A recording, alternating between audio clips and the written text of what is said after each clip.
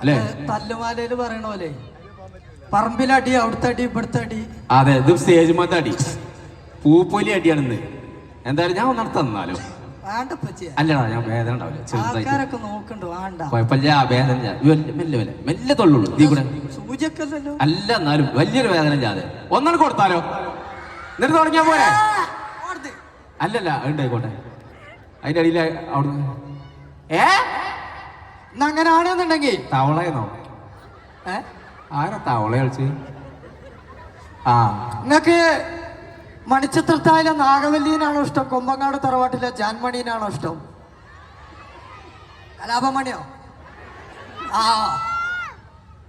അങ്ങനാണെങ്കിൽ ആ ജാൻമണീന്റെ ഡയലോഗോട് കൂടിയിട്ട് അടിച്ചാലോ? അതിലാ നന്നാവുക? നിങ്ങൾ സപ്പോർട്ട് ചെയ്യോ? എത്ര തല്ലിന് സപ്പോർട്ട് ചെയ്യാം? ഇജാണ് സപ്പോർട്ട് ചെയ്യണ്ടേ? ഞാൻ അടിക്കുന്ന ആള് ഞാനല്ലേ? ഒരു സപ്പോർട്ടാണല്ലോ. അതുകൊണ്ടല്ലേ ഇത്ര തോനെ ജനങ്ങൾ നമ്മളെ കാണാൻ വേണ്ടി വന്നിട്ടുണ്ട്, അല്ലേ? ആണടാ, അച്ചറി കൈ ഇങ്ങനെ പിരിയിരിക്കണം. ഒന്നിട്ട് നിന്ന കൊടുത്താലോ?